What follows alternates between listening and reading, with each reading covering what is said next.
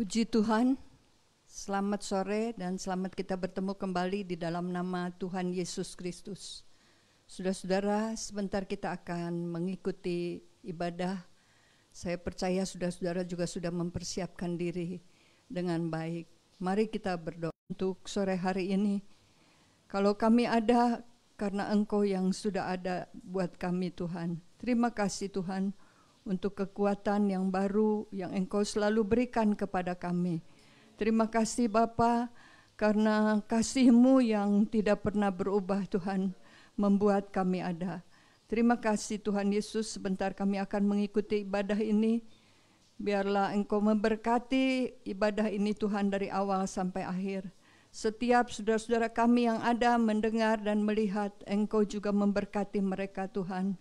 Dengan urapan-Mu yang sempurna, urapan Roh Kudus-Mu Tuhan, Engkau memberkati setiap hamba-hamba-Mu yang melayani pekerjaan ini, baik saudara-saudara kami yang mendengar Tuhan dimanapun berada. Kami percaya Engkau dengan kuasa-Mu, dengan berkat-Mu Tuhan, Engkau juga memberkati mereka, Engkau juga menjamah mereka. Terima kasih Bapa, terima kasih. Kami serahkan pekerjaan ini ke dalam tangan-Mu. Di dalam nama Tuhan Yesus Kristus kami berdoa dan mengucap syukur. Haleluya. Amin.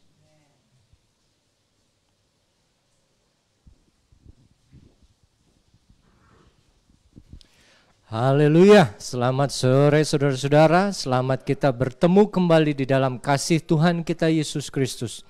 Kita semua percaya walaupun saya tidak bisa lihat saudara, tapi kita percaya Tuhan Yesus bisa lihat saudara semua. Dan kita juga percaya dimanapun kita berada, walaupun kita dipisahkan jarak, waktu, jauh sekalipun, tapi sampai kita masih berada pada hari ini, sampai saat ini, semua terjadi karena Tuhan yang sudah pimpin langkah kita semua. Oleh karena itu mari kita naikkan pujian pertama, tiap langkahku diatur oleh Tuhan. Haleluya. Amin. Tiap langkahku diatur oleh Tuhan, dan tangan kasih-Nya memimpinku, tetap tenang teduh. Tiap langkahku, ku tahu Tuhan yang pimpin ke tempat tinggi, di rumah Bapa surga yang bakal. Mari kita nyanyikan sekali lagi dari awal. Diatur oleh Tuhan, dan tangan kasih-Nya memimpinku. Di tengah badai dunia menakutkan, hatiku tetap tenang teduh. tiap langkahku. Ku tahu Tuhan yang pimpin ke tempat tinggi, ku diantarnya. Hingga sekali nanti aku tiba di rumah Bapa surga yang bakal. Tiap langkahku diatur oleh Tuhan, dan tangan kasih-Nya memimpinku. Di tengah badai dunia menakutkan, hatiku tetap tenang teduh. Tiap langkahku, ku tahu Tuhan yang pimpin ke tempat tinggi, ku diantarnya. Hingga sekali nanti aku tiba di rumah Bapa surga yang bakal. Hingga sekali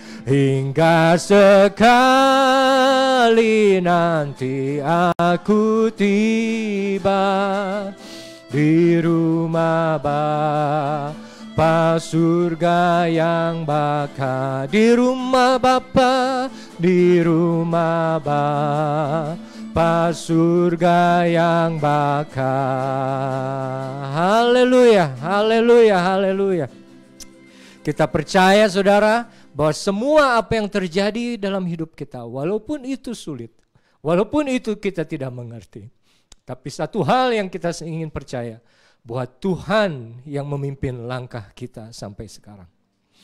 Dan kadang sampai sulitnya jalan Tuhan, ada nama Yesus yang senantiasa ada di dalam kita semua.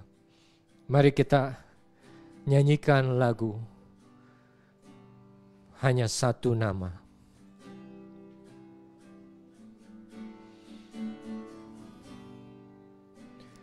Bila hati kita lemah tak berdaya, bila iman kita bagai tembok roboh, hanya ada satu harapan yang pasti, agung dan perkasa sampai selamanya. Mari saya undang saudara semua bangkit berdiri, kita nyanyikan hanya satu nama. Hanya satu nama yang menggetarkan hati, hanya satu nama yang menegarkan diri, hanya satu nama indah tak terperi. Haleluya.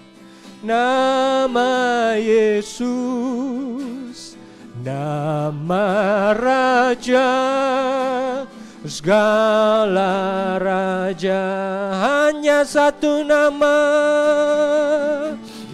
hanya satu nama yang menggetarkan hati, hanya satu nama yang menegarkan diri, hanya satu nama, indah tak terperi, tak terperi,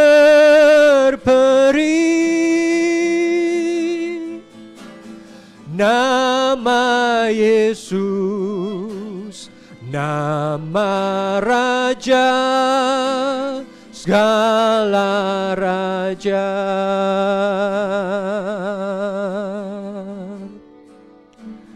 Nama Yesus, nama Raja segala raja. Haleluya, haleluya. Haleluya Yesus. Haleluya Tuhan Yesus. Haleluya Yesus. Mari kita berdoa saudara. Tuhan Bapa yang baik yang kami kenal dalam nama Yesus Kristus. Kami tahu ada satu nama yang indah, satu nama yang mulia, satu nama yang berkuasa, yang senantiasa ada, menguatkan kami, menegarkan kami Tuhan. Di setiap kami lemah, di setiap iman kami hampir roboh, kami selalu memandang kepada satu nama itu. Bapa yang baik, Yesus yang luar biasa, Roh Kudus yang berkuasa.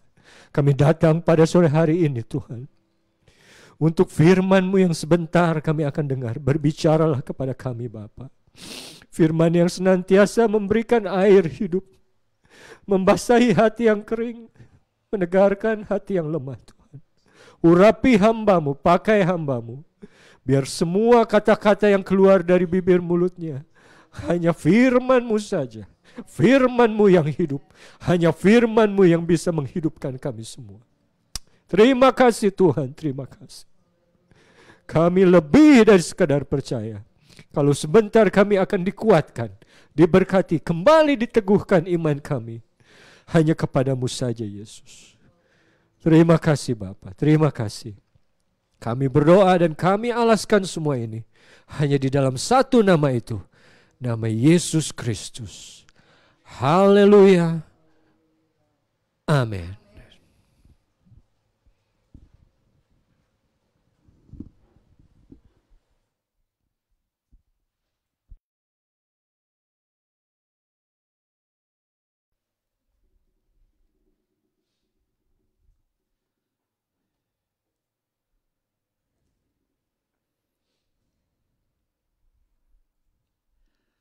Haleluya, haleluya, puji Tuhan. Bisa katakan haleluya semuanya? Puji Tuhan, senang sekali sore hari ini Bapak Ibu Saudara sekalian. Kita masih bisa bersekutu di dalam hadirat Tuhan. Walaupun secara jarak mungkin kita terpisah satu sama yang lain. Tapi saya sangat bersuka cita kalau Bapak Ibu sore hari ini semua bisa ada di depan layar. Dan bisa mengikuti ibadah dan kita tetap mau mencari Tuhan di saat-saat yang seperti ini. Saya yakin ada berkat-berkat yang luar biasa setiap kali umat Tuhan mencari Dia dengan sungguh-sungguh. Haleluya. Saya kembali akan mengajak kita semua sama-sama pada sore hari ini untuk kembali belajar daripada firman Tuhan yang masih dalam tema yang saya berikan, yaitu tentang bagaimana kita menghadapi masa-masa transisi. Bagaimana umat Tuhan, saudaraku, Tuhan izinkan untuk mengalami perubahan dan bagaimana kita, saudara dan saya perlu menghadapi semuanya dengan cara yang tepat. Bagaimana kita mengatasi setiap perubahan, setiap tantangan, setiap transisi yang harus terjadi dalam kehidupan ini. Dan dari hari Minggu, Bapak Ibu Saudara yang mengikuti, saya sudah sampaikan dari Minggu pagi dan Minggu sore. Dan saya mau meneruskan tema yang sedang kita bahas sama-sama ini karena saya yakin ini sangat penting bagi kita semua untuk memahaminya. Dan untuk itu mari kita buka Alkitab kita terlebih dahulu di dalam 1 Tawarikh pasal yang ke-28. 1 Tawarikh pasal yang ke-28 sebagai ayat awal kita, saudaraku, kita melihat ada satu contoh lagi dari transisi yang terjadi di dalam Alkitab, saudara. Kita mempelajari di sana, kita bisa melihat ada banyak cerita di dalam Alkitab, di mana Tuhan mengizinkan situasi terjadi dan di mana umat Tuhan harus siap menghadapi yang namanya perubahan, harus siap menghadapi namanya masa peralihan. Dan satu contoh yang akan kita lihat sekilas di sini dalam 1 Tawarikh pasal yang ke-28 ayat yang ke-20 Bapak Ibu ya. Kita melihat di sana dikisahkan bagaimana Daud, raja yang dipilih oleh Tuhan, raja yang diurapi oleh Tuhan, raja yang telah dipakai oleh Tuhan 40 tahun lamanya kurang lebih saudaraku ya, memerintah Israel dan membawa Israel kepada masa yang jaya. Dan kita melihat bagaimana di akhir kehidupannya, sebelum dia dipanggil pulang kepada Allahnya, dia sempat memberikan kata-kata nasihat kepada generasi penerus, kepada Raja Salomo. Dan ini menjadi sebuah, sekali lagi saudaraku, gambaran masa transisi yang dimana kita bisa mengarik pelajaran-pelajaran berharga. Mari kita baca sama-sama. 1 Tawarikh pasal yang ke-28, deret yang ke-20. Pesan yang begitu penting yang disampaikan oleh Raja Daud, dan saya percaya yakin juga ini adalah pesan yang relevan bagi kita di hari-hari ini. Mari sama-sama dengan saya 1 Tawarikh 28 ayat yang ke-22, 3. Lalu berkatalah Daud kepada Salomo anaknya, kuatkan dan teguhkanlah hatimu dan lakukanlah itu. Janganlah takut dan janganlah tawar hati, sebab Tuhan Allah, Allahku menyertai engkau. Ia tidak akan membiarkan dan meninggalkan engkau sampai segala pekerjaan untuk ibadah di rumah Allah selesai. Yang percaya katakan amin, saudaraku. Ini sebuah nasihat. Saya yakin saudara, kata-kata terakhir dari seorang yang begitu penting pasti akan menyampaikan kata-kata yang paling dia anggap sebagai sesuatu yang sangat berarti sekali, karena dia hanya bisa menyampaikan sedikit saja kepada generasi penerusnya. Dan ini yang menjadi penekanan dari Raja Daud. Saudara perhatikan, mungkin terngiang kembali dari apa yang sudah kita pelajari di hari Minggu kemarin saudaraku. Pesan yang sangat mirip saudaraku, yaitu kita harus kuatkan dan teguhkan hati. Haleluya. Ada haleluya semuanya? Kita harus menguatkan dan meneguhkan hati di masa-masa transisi. Di masa-masa perubahan di zaman sekarang saudaraku, kita kembali lagi diingatkan oleh Tuhan, kuatkan hati kita, teguhkan hati kita, jangan takut, jangan tawar hati. Haleluya.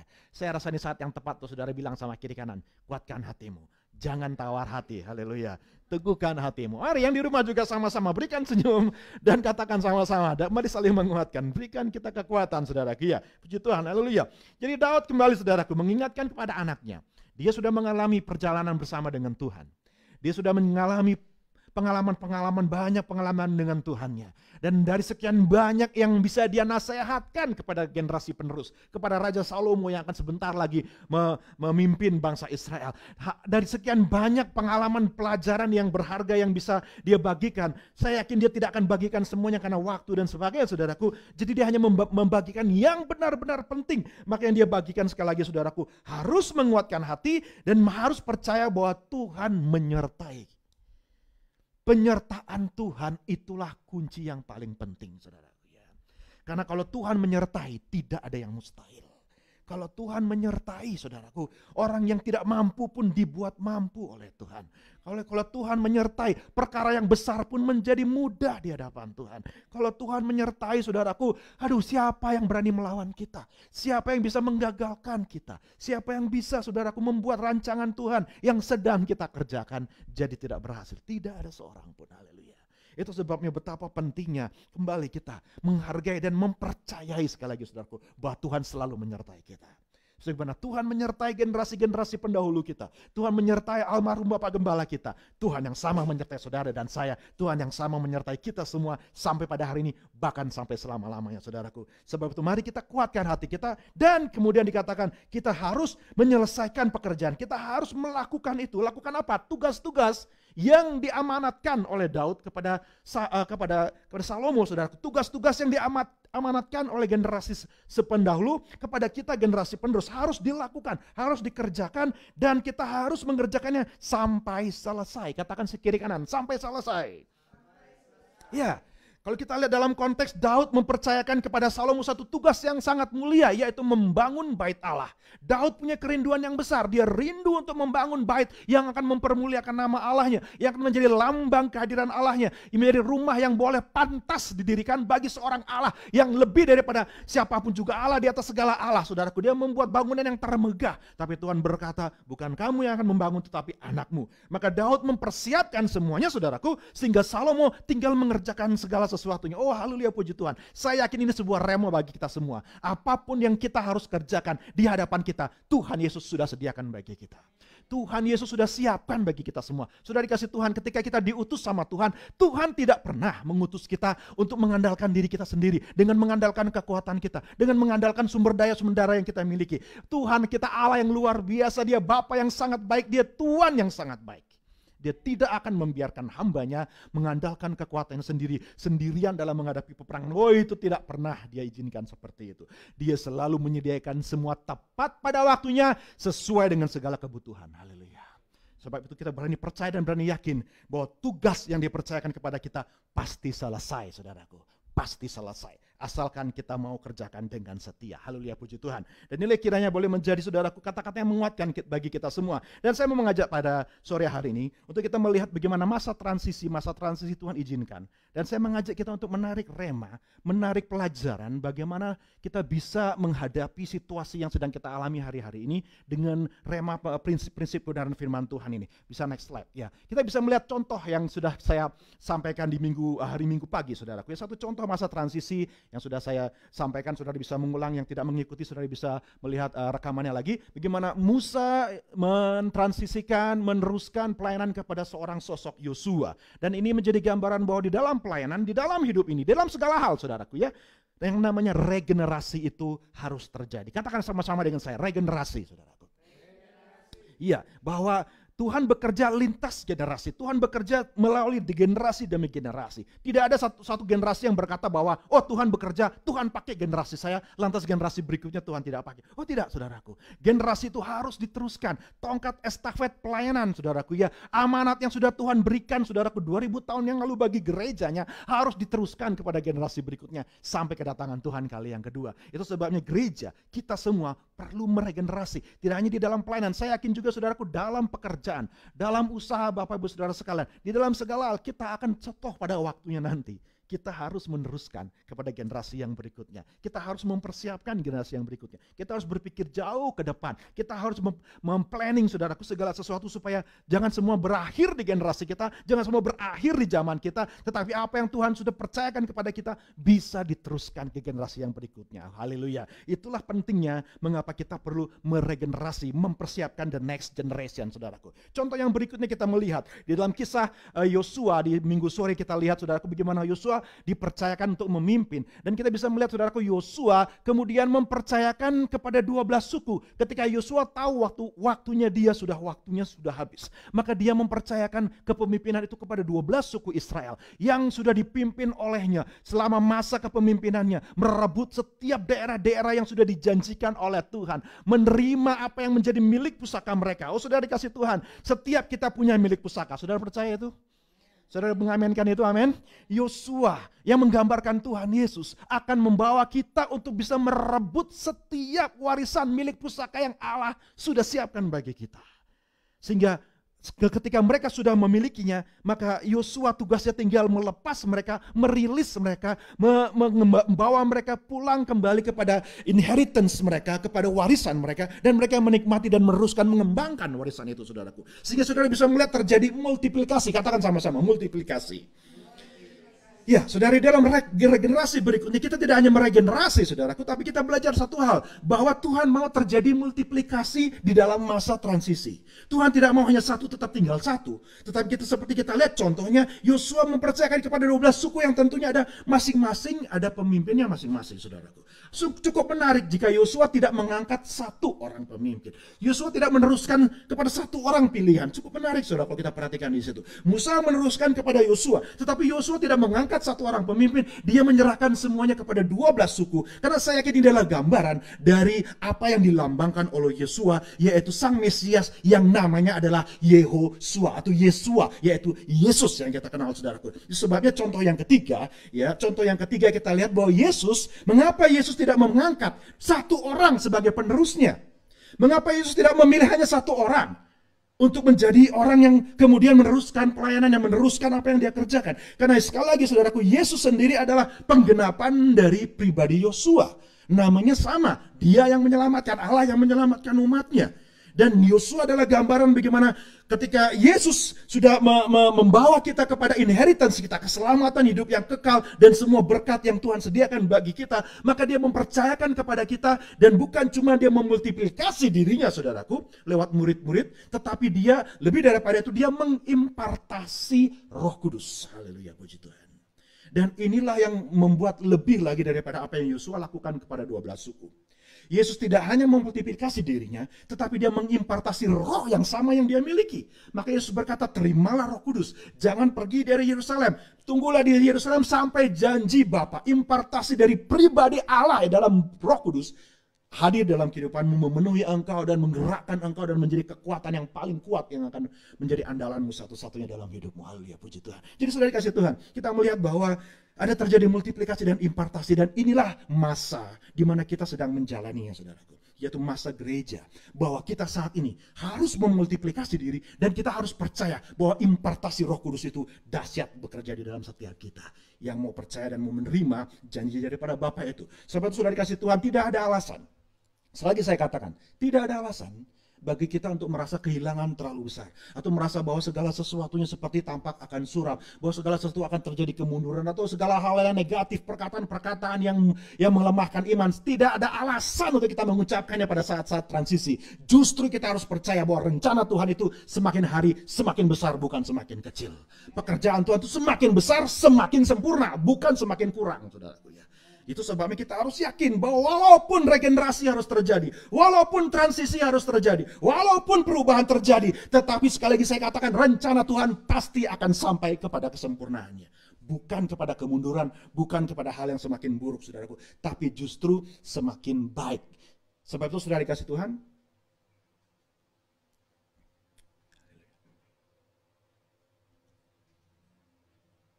oh mohon maaf, saudara ya, saya pikir ada gangguan.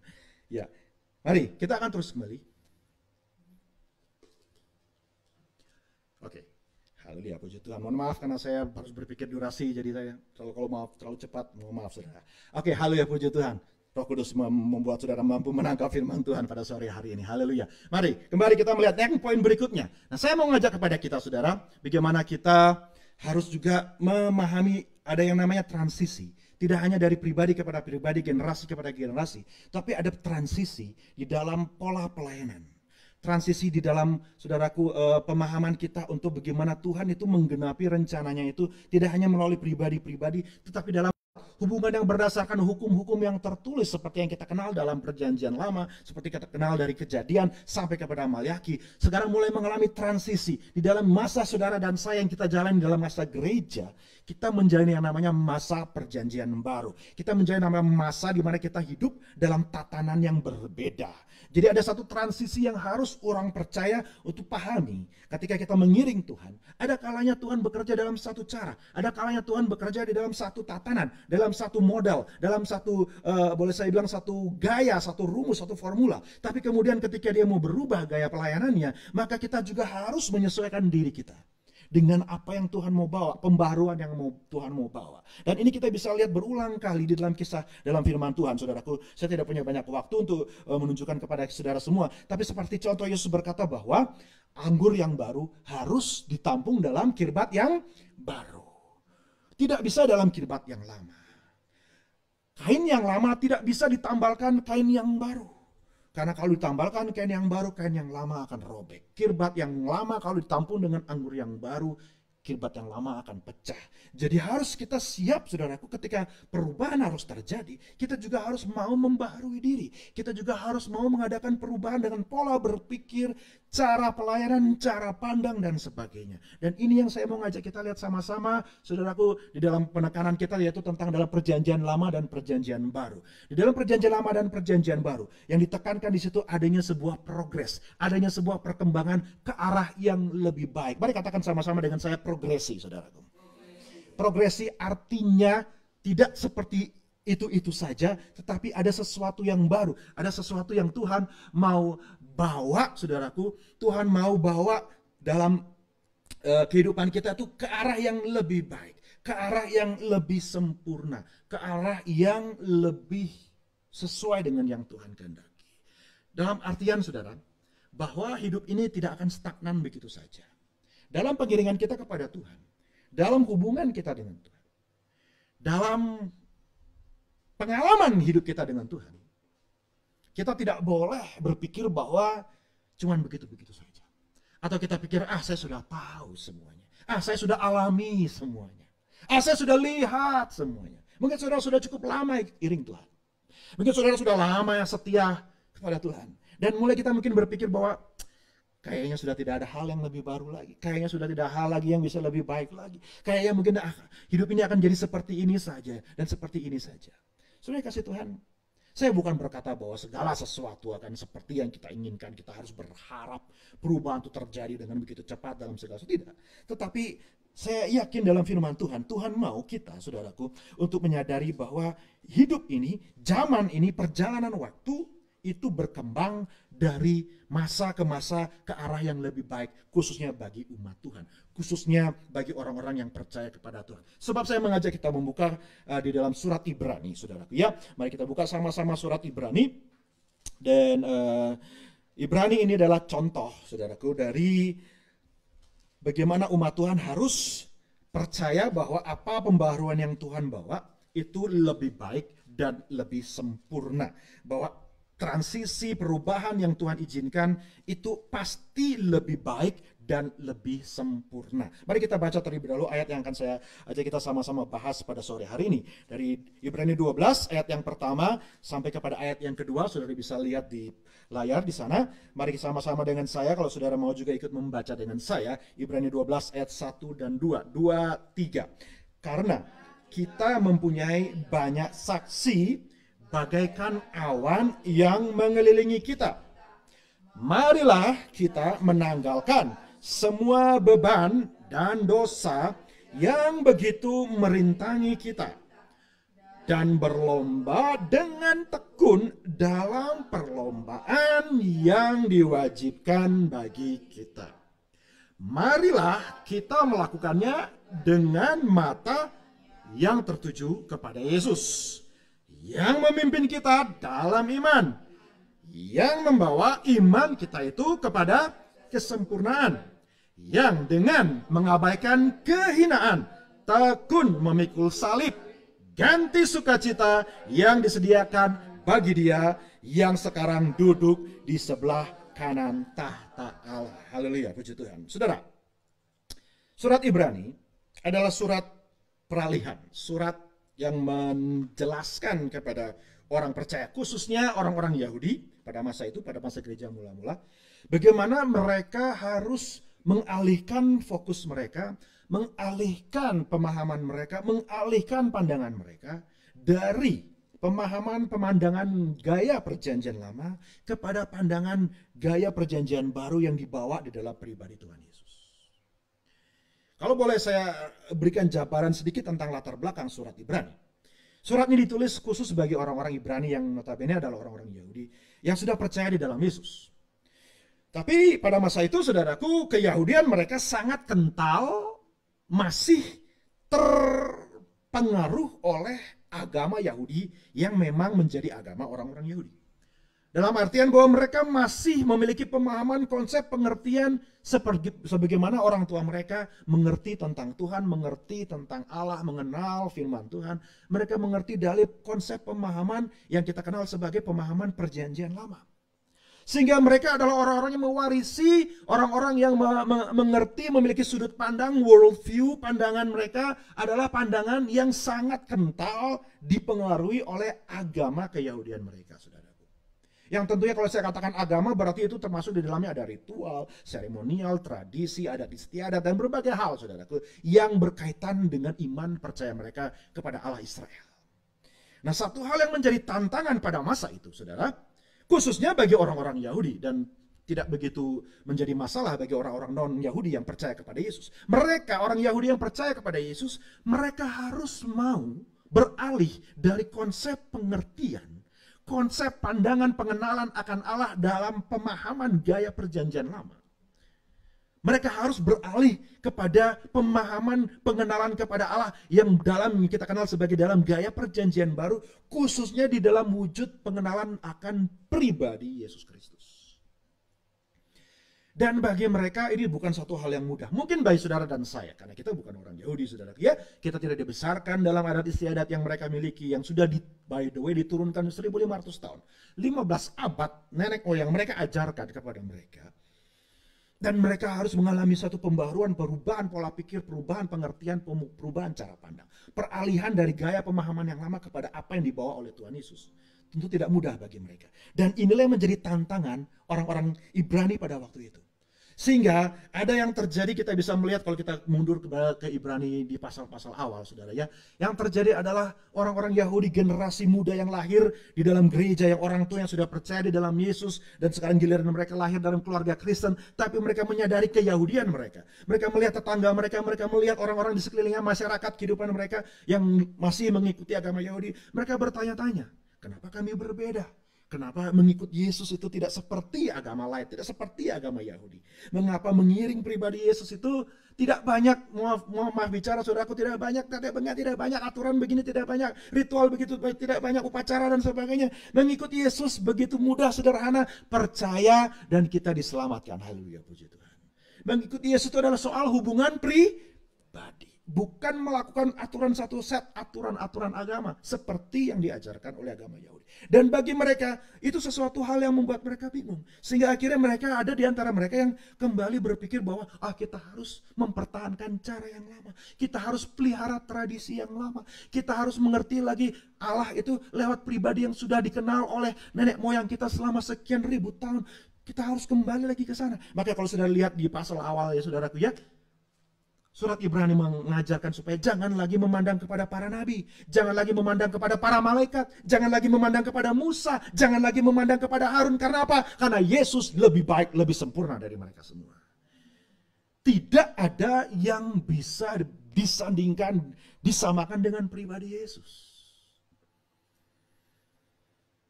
Dan ini yang mulai hilang di dalam kehidupan generasi orang-orang percaya Yahudi pada masa itu ketika surat ini ditulis.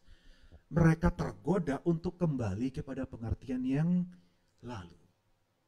Sekalipun pengertian pemahaman yang dalam konteks perjanjian lama itu adalah firman Tuhan, saudara. Ya, Tuhan sendiri yang memerintahkan, Tuhan sendiri kita tahu.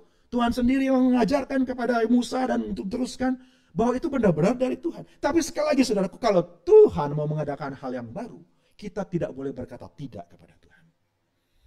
Kalau Tuhan mau mengadakan pembaruan dan kita harus percaya menjadi penekanan. Sebab itu saudaraku, yang dua kata atau dua frase yang menjadi penekanan, kata kunci daripada surat Ibrani yang saya harap juga menjadi satu keyakinan bagi saudara dan saya dalam menghadapi masa transisi. Kata yang pertama, frase yang pertama adalah lebih baik. Katakan sama-sama dengan saya, lebih baik. Bilang sama kiri kanan, lebih baik. Haleluya. Dan yang kedua adalah lebih sempurna. Katakan lebih sempurna. Yes, saudaraku. Apa yang baru dari Tuhan itu pasti lebih baik dari yang dulu. Apa yang baru dari Tuhan itu pasti lebih menyempurnakan dari yang sudah-sudah. Dan ini yang harus kita amini. Ini yang harus kita yakini. Bahwa pembaharuan, perubahan apapun yang Tuhan izinkan dalam hidup kita. Sekalipun rasanya kita begitu takut, kita begitu, aduh kenapa harus seperti ini. Kita seolah-olah kita tidak lagi bisa mengandalkan apapun karena mungkin yang lama diambil dari kita, saudaraku. Mungkin kondisi berubah, sehingga apa yang selama ini menjadi andalan kita, pegangan kita, yang membuat kita merasa aman, diambil dari kita. Kita harus percaya bahwa kalau Tuhan izinkan itu terjadi, karena Tuhan punya yang sesuatu yang lebih baik bagi kita. Kita harus percaya itu. Kita harus kuatkan hati kita dan izinkan Tuhan bekerja dengan caranya. Kita harus mau percaya bahwa Dia tidak mungkin membawa kita ke lembah yang merusakkan kehidupan kita. Tidak mungkin Dia mempunyai rancangan celaka bagi kita. Enggak. Segala yang Dia kerjakan itu baik adanya. Haleluya. Karena Dia Allah yang kebaikannya nggak pernah berubah, saudara kasih Tuhan. Dia nggak sekarang baik, kemarin baik, besok jahat. Enggak, Tuhan nggak pernah seperti itu. Karena Dia pribadi yang baik, makanya rencananya pun selalu baik bagi kita. Dan kita harus percaya. Maka daripada itu, saudaraku, seperti yang dinasihatkan oleh penulis Ibrani, mari kita jangan goyah. Jangan teralihkan perhatian kita untuk mencoba lagi mengembalikan apa yang sudah dianggap lewat atau apa yang sudah dianggap lalu oleh Tuhan. Sekalipun, sekali lagi saya katakan, sekalipun semuanya yang sudah Tuhan kerjakan itu baik. Karena memang pasti apapun yang Tuhan kerjakan itu baik adanya, saudaraku. Tapi kita harus percaya bahwa Tuhan mau berikan yang lebih baik lagi.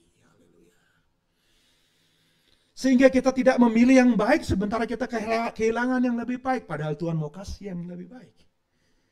Saudara, seandainya ada yang mau tetap pelihara agama Yahudi, oh ya itu baik. Tetapi kalau kita punya yang jauh lebih baik lagi, bahkan terbaik, buat apa yang baik? Mari kita pilih yang terbaik. Haleluya.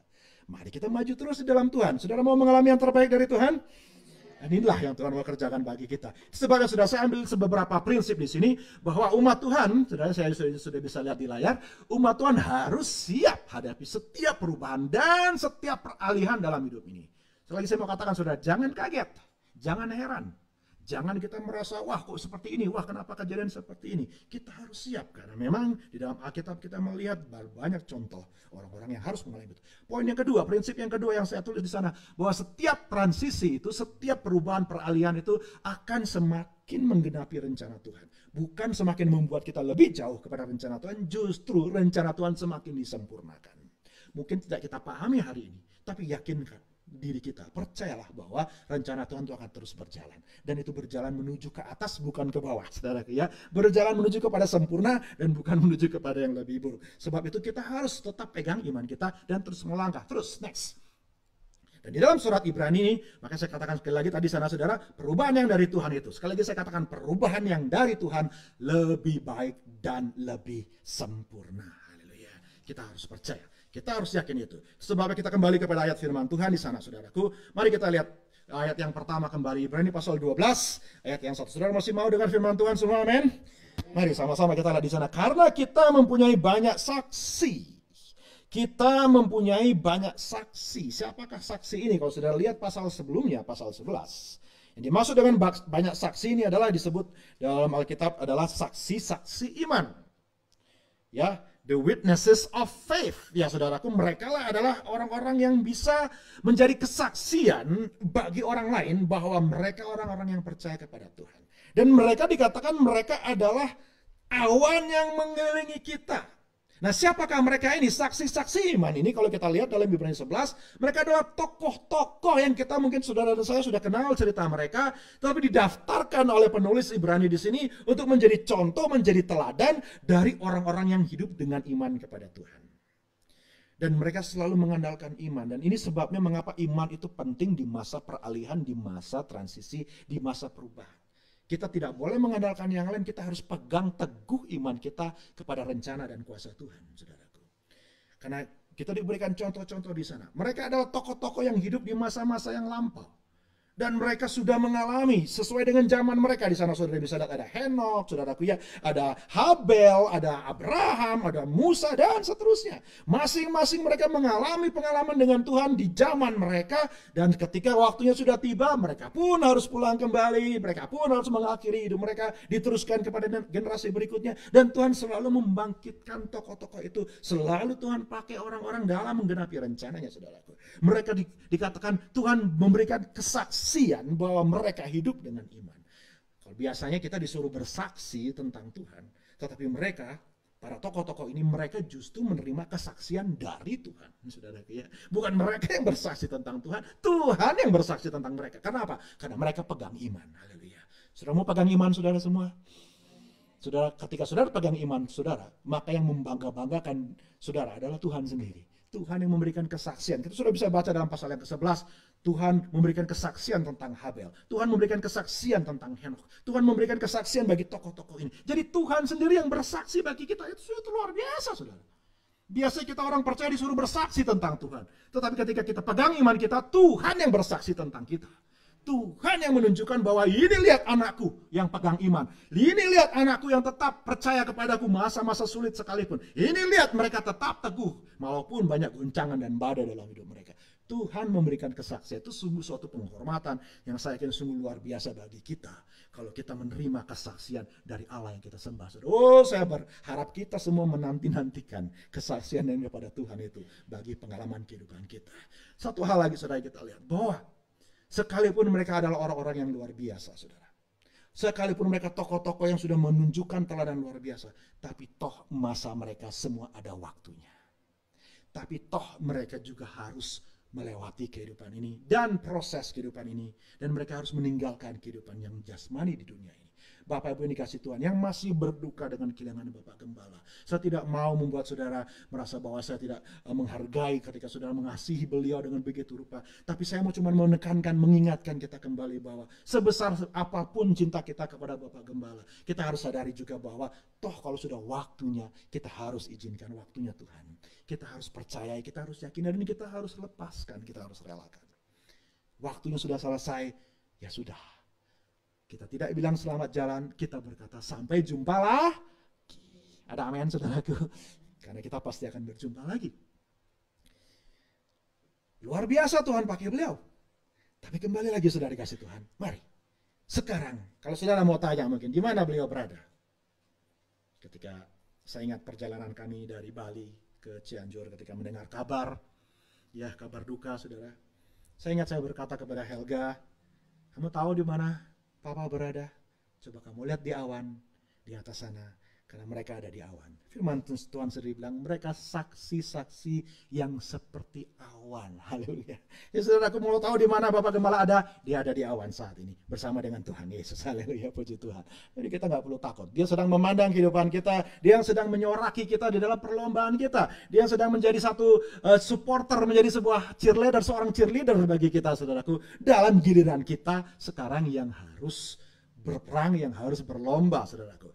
Saya tulis di sana, betapapun hebatnya mereka, kita generasi penerus, perhatikan saudara, kita ini yang sedang meneruskan pelayanan beliau, kita punya yang lebih baik dan menyempurnakan. Perhatikan baik-baik. Di ayat yang terakhir dari pasal 11, ini kesimpulan, saudara, yang perlu kita miliki dalam kita memandang para pendahulu-pendahulu kita. Tolong, ini yang ditekankan oleh penulis Ibrani. Kita perhatikan ayat yang ke-39. Dan mereka semua, pasal 11 saudara ya. Dan mereka semua tidak memperoleh apa yang dijanjikan itu. Saudaraku, kita belum semua mencapai kepada kesempurnaan. Sebenarnya Tuhan memberikan kepada kita hidup yang sempurna, rumah yang kekal yang sempurna, segala kesempurnaan tubuh jasmani kita dan sebagainya. Mereka belum sampai di sana. Kenapa? Sekalipun iman mereka telah memberikan kepada mereka suatu kesaksian yang baik. Perhatikan ayat 40 sama-sama dengan saya kita baca 2-3. Sebab Allah telah menyediakan sesuatu yang lebih baik bagi kita. Tanpa kita mereka tidak dapat sampai kepada kesempurnaan. Ada amin saudaraku? Jadi harus kita imani bahwa the next generation itu harus lebih baik daripada generasi sebelumnya. Karena ini firman Tuhan yang berkata. Perhatikan saudara, sehebat-hebatnya tokoh-tokoh iman ini. Sedahsyat-dahsyatnya kita baca cerita bagaimana mereka dipakai Tuhan dan mengalami pengalaman yang luar biasa dengan Tuhan. Tapi yang menarik, penulis Ibrani katakan kita yang lebih baik saudara.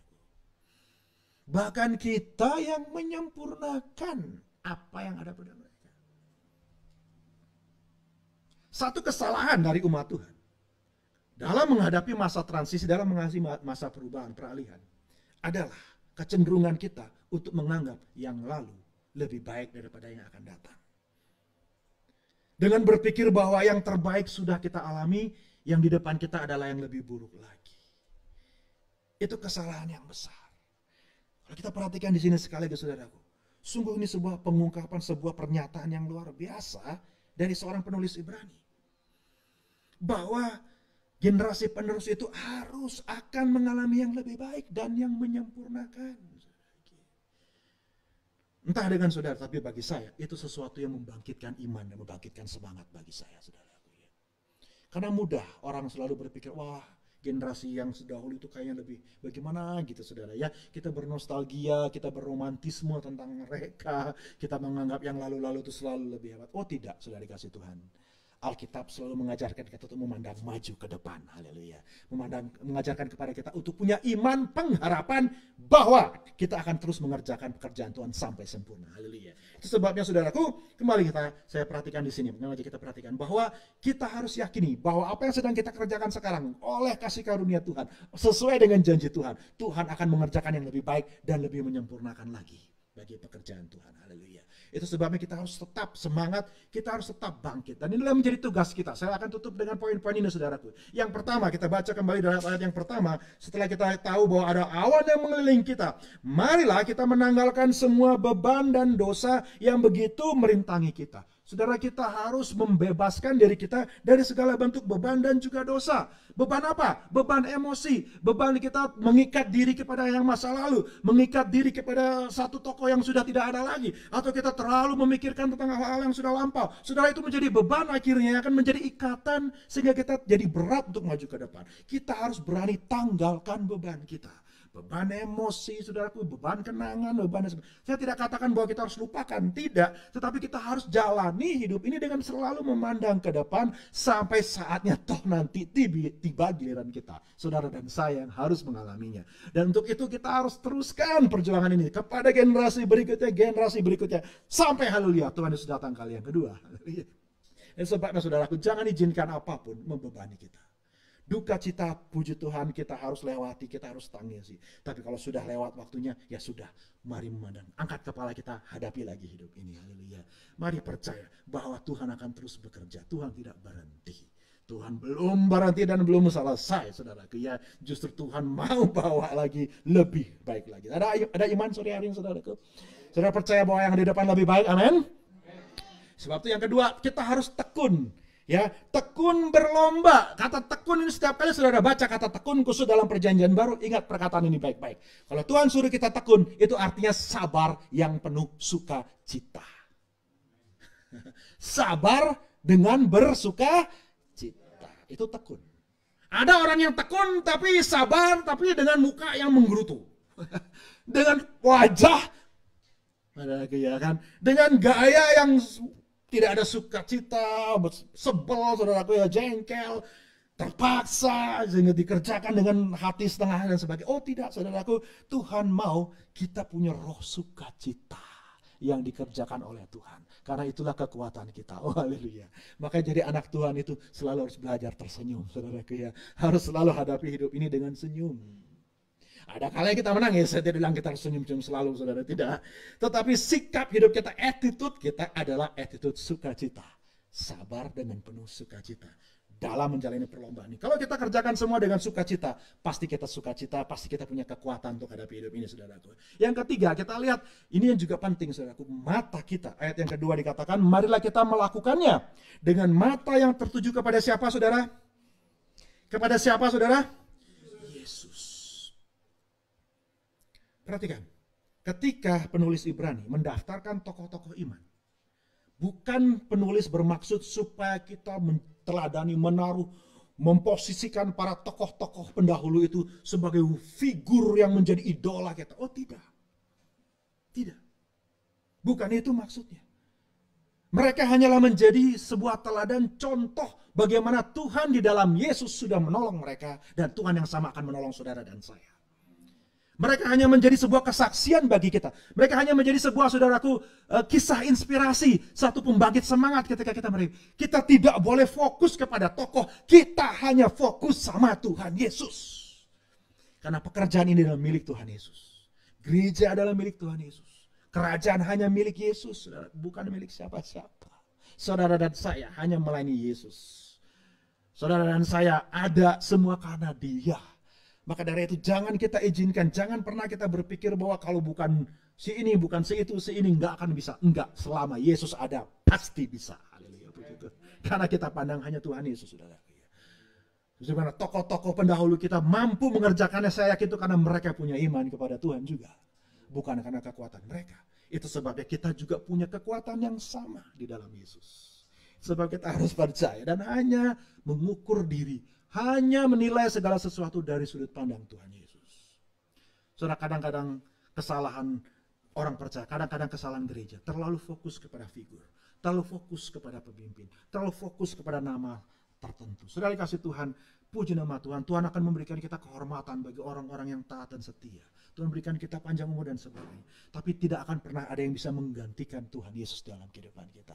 Itu sebabnya kita harus selalu hanya memandang kepada Yesus. Karena Dialah pemimpin kita yang sejati, saudaraku. Tidak ada pemimpin yang lebih tinggi. Yesus berkata, jangan ada orang panggil engkau sebagai pemimpin karena hanya satu pemimpinmu. Jangan ada panggil orang sebagai bapak karena hanya satu bapamu. Tidak ada orang yang panggil guru. Jangan engkau dipanggil guru karena hanya satu gurumu. Dan kita tahu Dia adalah pribadi Tuhan Yesus. Hanya satu nama yang menjadi andalan kita, keyakinan kita dalam segala sesuatu. Puji nama Tuhan, kiranya saudara diberkati semua pada sore hari ini.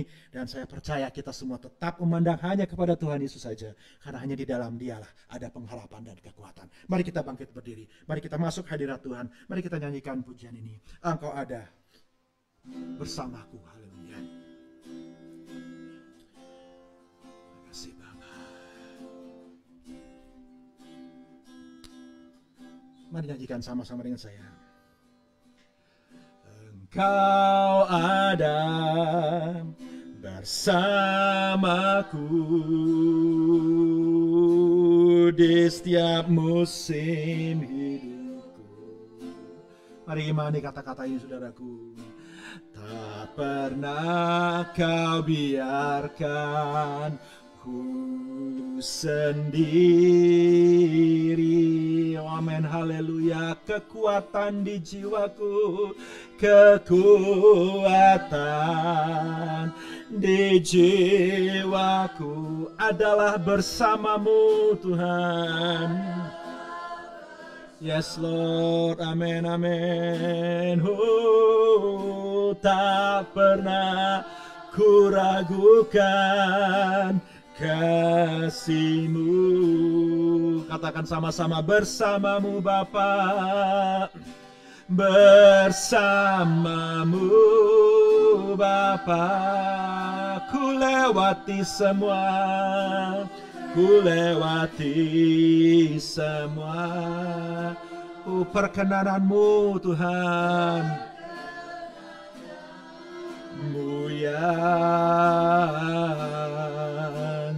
teguhkan hatiku.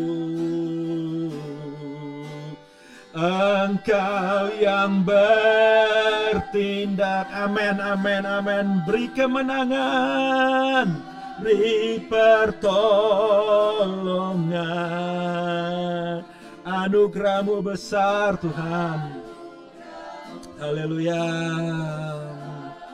Mari katakan sekali lagi, bersamamu Bapa, kami percaya Tuhan, Engkau tidak pernah meninggalkan kami. Bersamamu Bapa, bersamamu Bapa,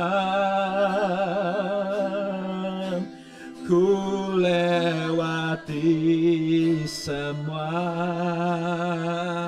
Mari imani kata-kata pujian ini, saudaraku, bahwa kita punya perkenanan Tuhan dalam hidup kita. Dalam hidup ini apapun akan kita lewati. Amin, amin Tuhan. Engkau yang bertindak Tuhan. Amin Tuhan. Kau beri pertolongan, memberi pertolongan. Anugerah-Mu besar. Yes Lord, berlimpah bagiku. Kami imani pujian ini ya Tuhan, bahwa kami ada bersama dengan Engkau, bahwa Engkau ada bersama dengan kami ya Tuhan. Bahwa Bapa Gembala kami yang kami kasih ada bersama dengan Engkau. Di dalam setiap musim hidup ini, bahkan di hidup yang akan datang, kami akan selalu bersama dengan Engkau. Engkau tidak pernah membiarkan kami sendirian Tuhan. Sebab itu kuatkan hati kami Tuhan, berikan semangat di hati kami untuk hadapi hari-hari dalam hidup ini. Bahkan untuk hadapi masa-masa perubahan yang terjadi, yang Tuhan izinkan. Baik dalam pelayanan kami, dalam rumah tangga, dalam karir kami, dalam kesehatan kami, dalam hubungan kami. Tuhan. Kami percaya bersama dengan Engkau apapun boleh jadi Tuhan. Pasti rencanamu akan mendatangkan yang lebih baik lagi bagi kami. Bapak kiranya Engkau melawat setiap pemirsa yang ada Tuhan. Melawat setiap kami Tuhan pada sore hari ini. Apapun yang menjadi kebutuhan dan keperluan kami. Apapun yang menjadi doa seru kami di hadapan Engkau. Apapun yang menjadi masalah yang sedang kami alami, kami yakin Tuhan di dalam Engkau jawaban tersedia, kekuatan tersedia, hikmat kebijaksanaan tersedia. Kami percaya di dalam Engkau selalu ada harapan dan kesempatan. Terima kasih Tuhan. Kami pertaruhkan kehidupan kami ke dalam tangan-Mu ya Bapa. Tak lupa berdoa juga buat negeri kami kembali Tuhan. Buat pekerjaan Tuhan yang ada dimanapun ya Bapa. Bagi pemerintah kami, bagi para dokter, bagi para petugas-petugas yang berhadapan langsung Tuhan dengan situasi saat ini. Penyertaan Tuhan sempurna atas mereka. Tuhan perlindungan Tuhan sempurna atas mereka juga. Bahkan bagi kami semua umat-Mu ya Tuhan. Perlindungan-Mu sempurna bagi kami. Engkau menjauhkan sedikit penyakit. Engkau menjauhkan wabah Tuhan. Perlindungan yang Tuhan melindungi kami semua ya Tuhan. Dengan sempurna dalam nama Tuhan Yesus. Terima kasih ya Bapa Surgawi. Dan biarlah Tuhan terus Kau pegang tangan kami Tuhan. Dan Tuhan akan memelihara kami dengan kesehatan yang daripada Engkau. Memberkati Ibu Gembala, memberkati tim pelayan, memberkati para pemimpin-pemimpin di pelayanan ini. Di gereja-gereja yang sudah Tuhan percayakan dalam pelayanan ini Tuhan. Di Jakarta, di Karawang, di Cianjur Tuhan. Kami yakin Bapa Sorgawi, Engkau yang sudah memulaikan, Engkau juga yang memimpin kepada kesempurnaan. Engkau yang akan mengangkat pemimpin-pemimpin, Engkau yang akan terus bekerja, menyatukan kami Tuhan. Membawa kami kepada pelayanan yang lebih dahsyat dan lebih baik lagi. Seperti yang firman-Mu janjikan ya Tuhan. Mampukan kami, berikan kekuatan, berikan hikmat bimbingan Roh Kudus atas kami semua. Terima kasih Tuhan Yesus, terima kasih. Sekarang sudah kasih Tuhan. Bila kita mengangkat hati kita, tangan kita dan seluruh kehidupan kita, kita arahkan kepada Tuhan Yesus. Satu-satunya pribadi yang menjadi panutan kekuatan kita. Mata kita hanya tertuju kepada Dia saja di dalam segala hal. Kita yakin Dia selalu menolong kita. Di dalam Dia ada mujizat dan keajaiban. Kiranya berkat daripada Allah Bapa yang telah dijanjikan bagi kita. Berkat dalam pribadi Tuhan Yesus Kristus yang telah memberikan kepada kita milik pusaka yang kekal. Dan berkat dari pribadi Roh Kudus yang telah dicurahkan, yang telah diberikan bagi kita yang percaya. Menguatkan kita, memelihara kita. Tubuh, jiwa, dan roh kita. Semua sempurna dalam keadaan baik. Karena berkat Tuhan berlimpah dari sekarang sampai Maranatha. Kita sudah diberkati dalam nama Tuhan Yesus Kristus. Terimalah dengan iman dan katakan amin. Haleluya, haleluya. Selamat sore saudaraku. Sampai jumpa lagi dalam kesempatan berikutnya di hari Minggu di jam 9 pagi. Kita akan kembali beribadah. Tetap kuat di dalam iman. Tuhan Yesus berkati saudara semua.